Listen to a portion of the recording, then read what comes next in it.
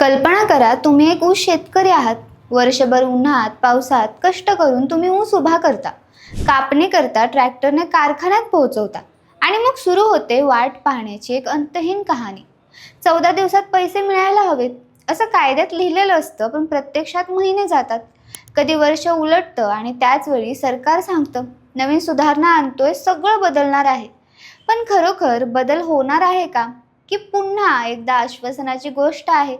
आज आपण 1966च्या ऊस नियंत्रण आदेशापासून 2026 पर्यंतच्या या मोठ्या बदलाची पूर्ण कहाणी समजून घेणार आहोत आणि त्यामागचं खरं वास्तव उलगडणार आहोत. नमस्कार, मी किशोरी खांडेकर आणि तुम्ही पाहत आहात अनफिल्टर्ड महाराष्ट्र. भारत हा जगातील एक मोठा साखर उत्पादक देश आहे. दरवर्षी कोट्यवधी टन ऊस तयार होतो, हजारो साखर कारखाने चालतात, लाखो शेतकरी या उद्योगाशी जोडलेले आहेत.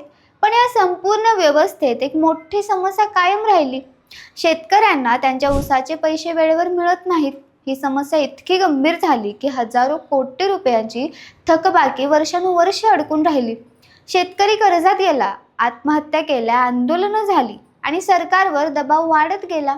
याच पार्श्वभूमीवर 1966 साली सरकारने शुगर केन कंट्रोल ऑर्डर म्हणजेच ऊस नियंत्रण आदेश आणला होता. या आदेशाचा उद्देश स्पष्ट होता: शेतकऱ्यांचे संरक्षण करणे, ऊसाचे दर नियंत्रण ठेवणे आणि साखर कारखान्यांना शिस्त लावणे. यामध्ये FRP म्हणजेच फेअर अँड रिम्युनरेटिव्ह प्राइस ही संकल्पना महत्त्वाची होती.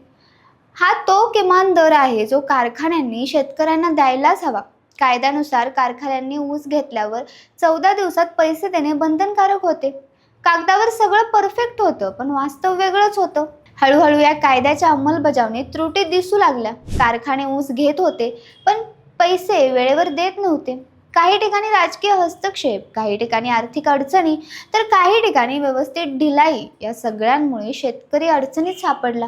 कायदा असूनही त्याचा फायदा शेतकऱ्यांपर्यंत पोहोचला नव्हता. FRP जाहीर होत होता, पण तो मिळवण्यासाठी शेतकऱ्यांना संघर्ष करावा लागत होता. अनेक वेळा आंदोलनं, रस्ता रोको, कारखान्यावर मोर्चे हे सगळं सामान्य झालं. वर्षानुवर्षे ही समस्या वाढतच गेली. साखर उद्योग वाढत होता, उत्पादन वाढत होतं, पण शेतकऱ्यांच्या अडचणी कमी होत नव्हत्या. त्यातच खांडसरी आणि गूळ उद्योग वेगळ्या पद्धतीने चालत होते. या क्षेत्रावर नियंत्रण कमी होतं, नियम सैल होते आणि त्यामुळे अनेकदा शेतकऱ्यांना योग्य दर मिळत नव्हता. सरकारला जाणवू लागलं की 1966चा कायदा आता जुनाट झाला आहे आणि बदल आवश्यक आहे. आणि मग 2026 मध्ये सरकारने मोठा निर्णय घेतला, शुगर केन कंट्रोल ऑर्डर मध्ये मोठ्या सुधारणा करण्याचा. हा फक्त छोटासा बदल नाही, तर जवळपास 6 दशकानंतरचा मोठा कायदेशीर बदल आहे. या नवीन प्रस्तावात काही महत्त्वाचे मुद्दे आहेत जे संपूर्ण उद्योगाला बदलू शकतात. सर्वात महत्त्वाचा बदल म्हणजे FRP आता खांडसरी युनिट्सनाही लागू होणार आहे. याचा अर्थ असा की आता कोणत्याही प्रकारच्या ऊस खरेदीदाराने शेतकऱ्याला किमान दर देणं बंधनकारक असेल. यासोबत पेमेंटच्या नियमांमध्ये कडकपणा आणला गेला आहे. 14 दिवसात पैसे दिलेत नाही तर कारखान्यांना व्याज द्यावं लागेल, आणि तेही साधं व्याज नाही, तर 15% हा निर्णय कागदांवर शेतकऱ्यांसाठी मोठा दिलासा वाटतो, कारण यामुळे कारखान्यांवर आर्थिक दबाव येईल आणि ते वेळेवर पैसे देण्यास भाग पडतील. पण इथेच एक मोठा प्रश्न उभा राहतो: आधी हे नियम होते, मग ते लागू का झाले नाहीत? नवीन कायद्यात खांडसरी युनिट्सवरही नियंत्रण आणण्यासाठी लायसन्सिंग आणि तपासणीची व्यवस्था देखील प्रस्तावित आहे. यामुळे या अनियंत्रित क्षेत्रावर सरकारचा ताबा वाढणार आहे.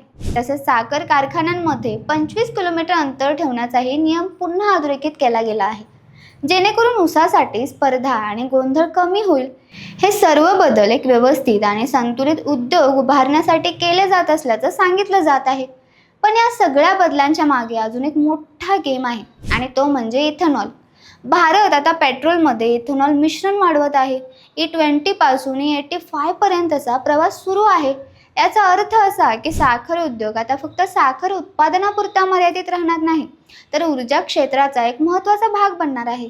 ऊसाचा वापर साखरेपेक्षा इथेनॉलसाठी जास्त होऊ शकतो आणि इथे सरकारचा मोठा फोकस दिसतो. म्हणजेच हा कायदा फक्त शेतकऱ्यांसाठी आहे का, की देशाच्या ऊर्जा धोरणाचा भाग आहे? हा प्रश्न आता अधिक महत्त्वाचा बनतो, कारण जेव्हा उद्योगाचा फोकस बदलतो तेव्हा त्याचा परिणाम थेट शेतकऱ्यांवर होतो. जर इथेनॉलला प्राधान्य दिलं गेलं तर साखरेचे दर बदलू शकतात, उत्पादनाची दिशा बदलू शकते आणि शेतकऱ्यांच्या उत्पन्नावर त्याचा परिणाम होऊ शकतो.